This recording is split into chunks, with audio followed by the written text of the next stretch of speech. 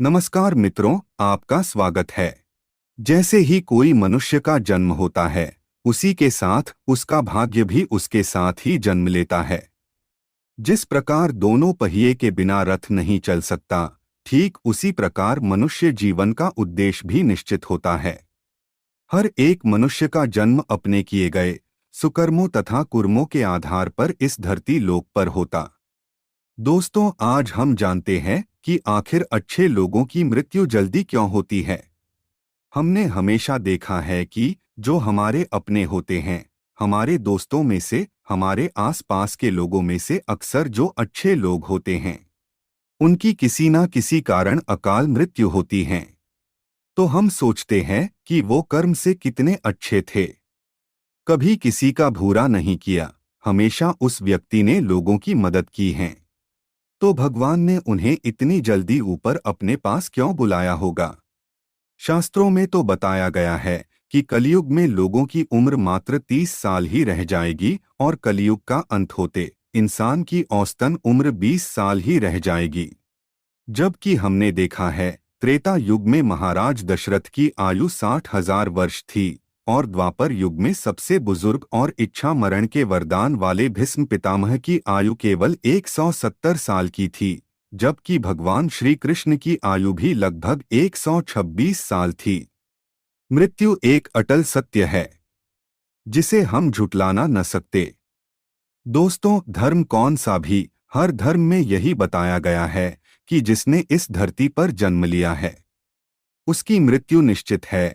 और अगर हम बात सनातन धर्म की करें तो इसकी एक मान्यता के अनुसार बच्चे के जन्म की छठी रात को ही ब्रह्मा जी उसकी किस्मत लिख देते हैं, जिसमें उसके आने वाले कल जैसे कि उसका पढ़ाई, विवाह, उसकी जीवन के सफलता का मार्ग, यहाँ तक कि उस व्यक्ति के मृत्यु की तारीख तक शामिल होती है। दोस्तों, लेकिन भगवान श्री कृष्ण कहते हैं कि मनुष्य के कर्मों के कारण मृत्यु उसकी निश्चित की जाती है और यह निर्णय तो भगवान ही करते हैं कि किस व्यक्ति की उम्र होनी है। गरुड़ पुराण के अनुसार किसकी मृत्यु कब होनी है, यह तो भगवान ही तय करते हैं। वैसे तो अच्छे लोगों की मृत्यु जल्दी हो जाने के पीछे कई कारण हैं, लेकिन पहला कारण समझने के लिए आपको यह जानना होगा कि हम जो कुछ भी इस जन्म में करते हैं उसका जवाब हमें ऊपर यमराज को देना होता है। अगर उस व्यक्ति का पाप का पलड़ा भारी होता है तो उसे नर्क में यातनाएं काटनी पड़ती हैं, और अगर पुण्य का पलड़ा भारी हो तो उसे स्वर्ग का सुख मिलता है। यही चक्र कई युगों तक चलता रहता है, जब तक उसे मोक्ष की प्राप्ति नहीं हो जाती। इस मृत्युलोक में हर कोई अपने किए की सजा ही भुगतने के लिए आता है। कोई आत्मा इंसान बनती है तो कोई जीवात्मा जानवर के शरीर में प्रवेश करती है। ऐसे कुल 84 लाख योनियां है, तथा यह सब उस व्यक्ति के उसके संचित कर्मों के आधार पर ही तय होता है। इसके अलावा उसे जन्म देने वाले माता पिता के संस्कार भी उसके अंदर आते हैं। इसके बाद वह जो कर्म करेगा उसके हिसाब से उसे पुण्यात्मा या फिर दुरात्मा कहा जाता है।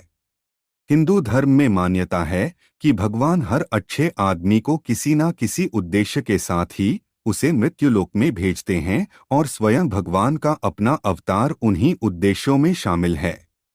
इसीलिए जब वो उद्देश्य जल्दी पूरे हो जाते हैं तब भगवान उन्हें वापस बुला लेते हैं। अर्थात अच्छे लोगों की मृत्यु उनके अच्छे कर्मों पर ही निर्भर करती है। इसके अलावा आपको ये भी बता दूं कि जो लोग ये कहते हैं कि मरने के बाद इंसान खाली हाथ जाता है, उन्हें यह जान लेना चाहिए कि 5 चीजें ऐसी हैं जो मरने के बाद भी उसके साथ जाती हैं। एक है संचित कर्म, दूसरा है पुण्य और पाप कर्म, तीसरी है कर्ज, चौथी है दान धर्म का पुण्य कर्म और पांचवी है कि उस व्यक्ति की जागृति। इसीलिए आप अब किसी से ये मत कहना कि आप खाली हाथ आए थे और खाली हाथ जाएंगे, कि 84 लाख योनियों के बाद हमें मनुष्य जीवन मिलता है और संसार के सभी प्राणियों में मनुष्य ही सबसे श्रेष्ठ है। हमेशा आपके कर्मों का हिसाब रखा जाता है। इसीलिए कभी बुरे कर्म मत कीजिए, क्योंकि भगवान सब कुछ देख रहा है और लिख रहा है। और अगर आप पिछले जन्म के बुरे कर्मों के बावजूद इस जन्म में अच्छे कर्म कर रहे होगे, तो कि इंसान मृत्युलोक में जाने के बाद अच्छे कर्म कर रहा है और उसे अपने किए की सजा मिल चुकी है, और जब उन्हें लगता है कि अब उसे मृत्युलोक में नहीं रहना चाहिए, तब वो उसे वापस अपने पास बुला लेते हैं। अच्छे लोग अपने पाप का फल जल्दी ही काट लेते हैं या उनके जीवन का उद्देश्य पूरा हो चुका है। भगवान के कर्म फल के सिद्धांत अनुसार हर व्यक्ति को केवल उतना ही दंडित किया जाना चाहिए जितने उसने पाप किए हैं। दोस्तों, व्यक्ति के जल्दी स्वर्गवासी होने के पीछे उसके भगवान के दिए हुए मनुष्य जीवन का उद्देश्य है। इसकी वजह है मनुष्य में सत्य एवं असत्य का विवेक कराने वाली हमारी बुद्धि का होना। लेकिन इस धरती पर हम दुनियादारी के चक्र में कुछ इस तरह फंस जाते हैं कि हमारी बुद्धि सीमित दायरे में ही सिमटकर रह जाती है। हम सांसारिक सुखों को ही सब कुछ मानकर उसमें लिप्त रहने में ही अपना सौभाग्य और अपने जीवन की सफलता समझते हैं। यही गलती हम कर जाते हैं, क्योंकि इसके बावजूद कोई भी व्यक्ति यह दावा नहीं करता कि वह पूरी तरह से सुखी है। सच्चाई यह है कि हमें सामान्य मानव जीवन के उद्देश्य की पूर्ति के लिए निरंतर प्रयास करते रहना चाहिए। यह सच है कि अपने और अपने परिवार का भरण पोषण की जिम्मेदारी हमारी है और हमें इसे हर हाल में निभाना चाहिए। लेकिन क्या आपको यह मालूम है कि आप कहां से आए हैं और आपको कितने दिनों तक या कितने सालों तक इस जगत में रहना है और आपकी मंजिल क्या है? मित्रों, भगवान श्री कृष्ण कहते हैं कि बाग में फूल कुछ दिन के लिए ही खिलते हैं, भगवान ही उन्हें अपने पास बुलाते हैं जिससे वे सबसे ज्यादा प्यार करते हैं। भगवान श्री कृष्ण कहते हैं कि जन्म लेने वाले व्यक्ति की मृत्यु निश्चित है और ठीक उसी तरह से मरने वाले का जन्म निश्चित है। इसलिए जो अपरिवर्तनीय है उसके लिए आपको शोक नहीं करना चाहिए। दोस्तों, अब हम जानते हैं कि आखिर क्यों अच्छे लोगों की मृत्यु जल्दी इसलिए होती है। श्रीमद् भगवद गीता में भी भगवान श्री कृष्ण कहते हैं कि ये एक आध्यात्मिक और ईश्वरीय जीवन का पद है जिसे प्राप्त करके मनुष्य मोहित नहीं होता। अगर कोई जीवन के अंतिम समय में भी इस तरह की स्थिति में हो तो वह भगवद धाम में प्रवेश कर जाता है।